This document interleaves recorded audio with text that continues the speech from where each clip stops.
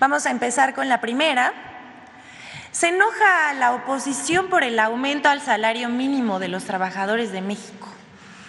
El anuncio del aumento al salario mínimo de 20% para 2023, que se hizo en esta conferencia matutina hace unos días, generó el enojo de la oposición. El salario mínimo recupera el 90% de su poder adquisitivo con esta medida, lo cual es un hecho histórico si vemos los últimos 40 años. Aquí lo vemos en la pantalla, la gráfica de la evolución del salario en el periodo neoliberal desde 1988 y cómo está en esta administración. A los conservadores no les gustó y eso se expresó en redes sociales y medios de comunicación como El País, columnas publicadas en los periódicos El Economista, Reforma y El Heraldo, que desacreditaron, minimizaron y mintieron sobre el hecho de que los trabajadores reciban cada vez más una remuneración más justa. El diputado conservador Gabriel Cuadri escribió irónicamente que mejor que de una vez suban el salario mínimo a 1,000 pesos diarios y así se acaba la pobreza de un plumazo. ¿Cómo lo ven? O como los que se llaman Sociedad Civil MX, que ahora sí piensan en la igualdad de oportunidades, que por cierto, en este sexenio es cuando más justicia social ha habido. Pero pues ya sabemos que a ellos nada les parece. Lo cierto es que el salario mínimo general pasa de 172 pesos con 87 centavos a 207 pesos con 44 centavos diarios. Mientras que en la zona libre de la frontera norte pasa de 260 pesos con 34 centavos a 312 pesos con 41 centavos diarios. Esto, como ya dijimos, representa un incremento del 20% en ambas zonas salariales. Aquí vemos cómo el salario ha recuperado su capacidad de compra en esta administración. Pero ya sabemos que así se las gastan. Vamos con la siguiente. Una cosa es llevar siempre la contra el gobierno, lo cual es su derecho, porque en esta administración se respeta el derecho a disentir, pero mentir así tan descaradamente como vamos a ver ahorita, les decimos, con los niños no. Medios como La Otra Opinión y La Silla Rota difundieron que el gobierno del presidente Andrés Manuel López Obrador había reducido los apoyos a la niñez para destinar más dinero a los adultos mayores, lo cual es mentira, pero esos medios dijeron que como los niños no votan, el presidente le dio su dinero a sus abuelitos como parte de una estrategia para conseguir votos. Eso evidentemente es una vileza inventada. Los apoyos de este gobierno a las niñas y niños han aumentado en lugar de disminuir. Aquí podemos ver algunos ejemplos. No es por presumir, pero por ejemplo, las becas Benito Juárez tendrán para 2023 un aumento del 7%. El programa La Escuela es Nuestra, con un presupuesto educativo, se incrementará en un 94%. El programa de niñas y niños de madres trabajadores se incrementará en un 5% respecto a 2022. El programa para el bienestar de niñas y niños, hijos de madres trabajadoras, como ya dijimos, recibirá para 2023 2,926 millones de pesos, lo cual significa, ya dijimos, un aumento del 5% en comparación con 2022.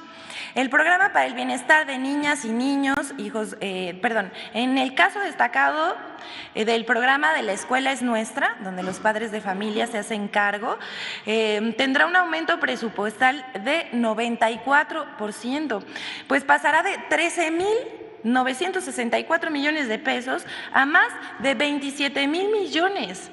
Es decir, se beneficiarán más escuelas a nivel preescolar, primaria y secundaria. Las becas para el bienestar Benito Juárez, destinadas a estudiantes de educación básica, a las cuales se les destinará 34.922.638 millones de pesos. Es falso, por supuesto que es falso, que el gobierno quite apoyos a niños y niñas para dárselos a los adultos mayores, pero como dijimos, esto aumentó. Y en el caso de la pensión para el bienestar de las personas adultas mayores, recibirá 339.341 millones de pesos, un aumento del 43% respecto a lo aprobado en 2022. Es más, en 2023 los programas para el bienestar recibirán, escuche bien, 598.008 millones de pesos, beneficiando nada más y nada menos que a 30 millones de familias mexicanas. Aquí dejamos esta, pero a propósito de lo abordado por el presidente Andrés Manuel López Obrador y que nos explicó el secretario de Gobernación, Adán Augusto López Hernández, vamos a citar más mentiras sobre la reforma electoral propuesta por el presidente Andrés Manuel López Obrador. Primero, dijeron que el presidente quería desaparecer al Instituto Nacional Electoral, que con la reforma pretendía reelegirse, que si se manejara el padrón electoral o que se nombraría a los consejeros electorales, pero también inventaron que se restaría autonomía al instituto y ya los más radicales dijeron que se pretendía destruir la democracia. Hasta marcharon en contra, bajo las mentiras que la derecha mexicana inventó para tirar la reforma electoral, que es, por el contrario, a lo que ellos repiten como pregoneros, una medida que intentaba que todos los mexicanos accedieran a la democracia, por ejemplo, a la participativa con las consultas populares.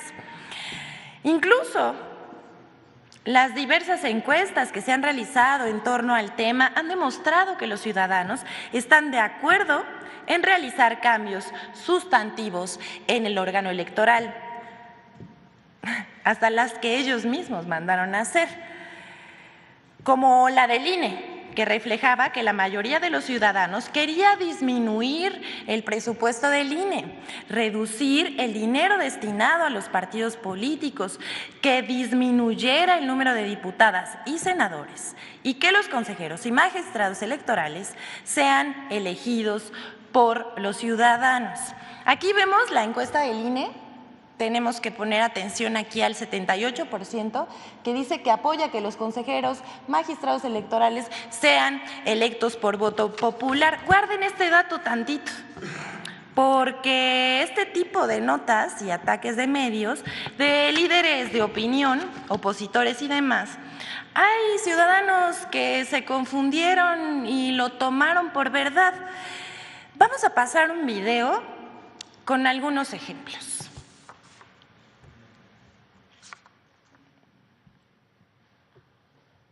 ¿Me ponen el video, por favor? Buenas tardes, aquí estamos en El Ángel defendiendo al INE y quisiera yo hacerle una pregunta. ¿Por qué está defendiendo al INE? Porque pues es una identificación oficial donde defiendo mi derecho de ser un ciudadano mexicano. Para eso estoy aquí, porque pues no es derecho que lo quiten, no tiene ese derecho y no se lo damos. Muy bien. ¿Qué necesita ser defendido el instituto? De no desaparecerlo. ¿La reforma que se presenta busca desaparecerlo? Así es. ¿Dónde en la reforma dice que se busca desaparecer al INE? Habría que verla. Estamos defendiendo lo que es nuestro, lo que hemos trabajado durante casi, pues yo por lo menos 50 años y otros más de 50 años. ¿Y qué es eso que se está defendiendo hoy? El voto de las personas, el que sea libre, el que si queremos mejorar las cosas tenemos que empezar por sostener lo que ya existe. La libertad de expresión, la libertad de votar. Oye, ¿la reforma electoral, a tu punto de vista, pone en riesgo la democracia? Obviamente, amigo, es una estrategia de este señor, tu presidente, para que se vuelva a reelegir. ¿Dónde dice eso en la reforma? ¿Que borraría al Instituto Nacional Electoral o que tendría facultades para reelegirse? ¿Dónde ves tú en la reforma que pudiera llevar a eso? En el tema donde viene la destitución de Córdoba, buscando la forma de que al próximo que él imponga... Pero en la reforma no viene de una propuesta para destituir a Córdoba. Córdoba se va porque concluye con su gestión el próximo año. Es una situación similar, haz de cuenta que va todo de la mano. El INE en realidad es el organismo que está defendiendo nuestros derechos y nuestra democracia. La mayoría del presupuesto del INE, de hecho, se va a nuestras credenciales de elector, porque en otros países, por ejemplo, las identificaciones de los ciudadanos son manejadas por organismos tipo la CEDOF, pero en México, como tenemos el trauma histórico del PRI, de los fraudes y así, preferimos que el organismo que se encarga de las identidades de los ciudadanos sea autónomo. Cuando quitas el presupuesto de... ¿Actualmente es autónomo? Sí. Así como le gustan las consultas ciudadanas, que se aviente ahorita una consulta ciudadana con toda esta gente que estamos aquí para que pregunte a la ciudadanía. ¿Estamos nosotros los ciudadanos que decir quiénes son nuestros consejeros, quiénes son nuestros magistrados? Sí, por supuesto. ¿Somos nosotros los ciudadanos los que tendríamos que escoger a nuestros consejeros electorales? Definitivamente, pues es un instituto... ¿A nuestros magistrados? También, o sea, todos son institutos que son del pueblo. ¿Consideras que somos los ciudadanos los que tenemos que escoger a nuestros consejeros? Por supuesto, no hay duda. ¿A nuestros magistrados? También. ¿Consideras que nosotros los ciudadanos tendríamos que escoger a nuestros consejeros y a nuestros magistrados electorales? Sí, por supuesto. Tenemos que mantener la autonomía en el INE y nuestra capacidad de autodeterminación como país. Habría que ver si estamos o no preparados para que eso suceda poco a poco. Sí, es correcto. Gracias. ¿Cómo es la propuesta? ¿Qué está proponiendo el presidente? ¿Qué está proponiendo? Que los consejeros se elijan de manera... Oye, no, a ver, espérate. Hoy se eligen de cierta manera, ¿no? Espérame. Creo que no tengo exactamente fresco cómo se eligen. Ahora sí, ya nos unió el INE y nada nos va a desunir.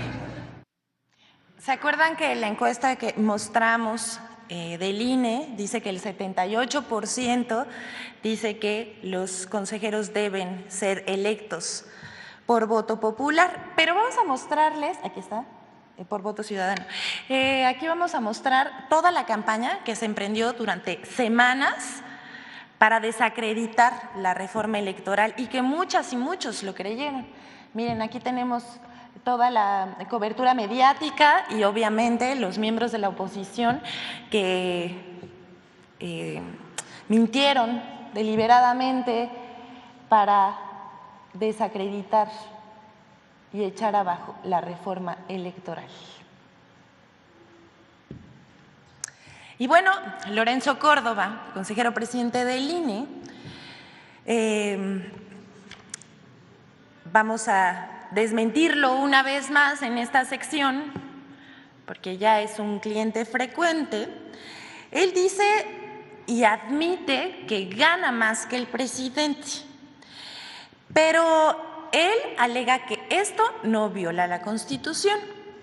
El consejero presidente del INE declaró que nadie en el INE incumple la Constitución, la cual prohíbe que ningún funcionario público pueda ganar una remuneración superior a la del presidente de la República. Lorenzo Córdoba Vianello montó en cólera durante su participación en el Seminario Internacional de Estado de Derecho y Combate a la Corrupción en América Latina. Pero vamos a ver.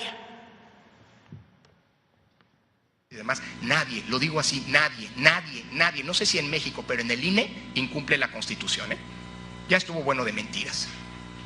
Nadie incumple la Constitución. Lo que la Constitución prohíbe es que haya funcionarios públicos que tengan una remuneración mayor a la del presidente de la República, no salario. Y la remuneración lo dice la Constitución, son las prestaciones en efectivo, pero también las que son en especie, son prerrogativas, digámoslo así, traducidas, por ejemplo, en prestaciones, pero también son las entregas materiales de bienes.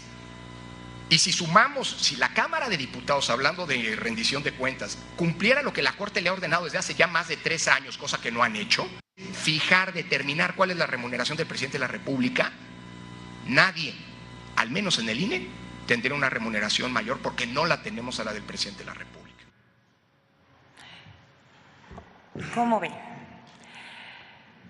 El consejero presidente del Instituto Nacional Electoral, con todo respeto, miente. Según el Manual de Percepciones de los Servidores Públicos de las Dependencias y Entidades de la Administración Pública Federal, el límite de la percepción ordinaria mensual del presidente es de 174,026 pesos mensuales, brutos. Netos son 120,000 pesos. Percepción que ya incluye el sueldo y las prestaciones en efectivo y en especie.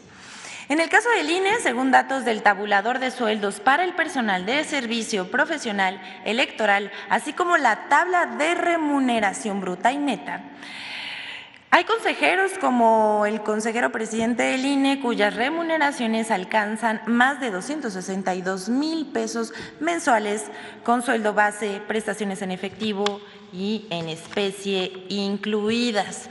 En la pantalla, compañeros, compañeras, podemos ver la diferencia salarial entre el presidente de la República, Andrés Manuel López Obrador, y el consejero presidente del Instituto Nacional Electoral, Lorenzo Córdoba. Sí hay poquita diferencia, ¿no?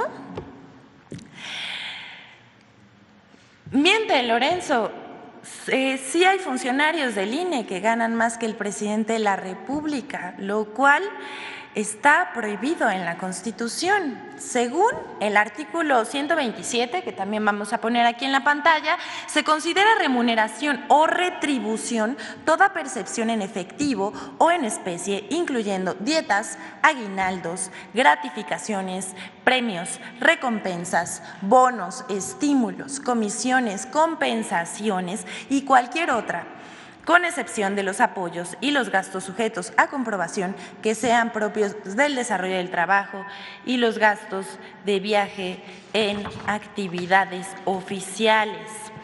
Y también dice, ningún servidor público podrá recibir remuneración en términos de la fracción anterior por el desempeño de su función, empleo, cargo o comisión mayor a la establecida para el presidente de la República en el presupuesto correspondiente. Pero Lorenzo Córdoba alega que no se toma en cuenta la percepción en especie, como las despensas, que por cierto no las recibe el INE. Pero quiere equiparar otros rubros que excluyen la propia definición del artículo 127, como los servicios y apoyos. Y es que Córdoba se aferra no solamente a mantener el INE como está, con todas y sus deficiencias, sino a mantener sus privilegios a costa del erario, incluyendo su remuneración más alta que el presidente, lo cual, le avisamos, sí es violatorio de la Constitución. Por último, queremos también mostrarles una comparación con otros países que tiene la autoridad electoral. También hay mucha diferencia, ¿no? Otros países de América Latina tienen un órgano electoral mucho más barato. Y bueno, hasta aquí la sección. Muchas gracias, señor presidente.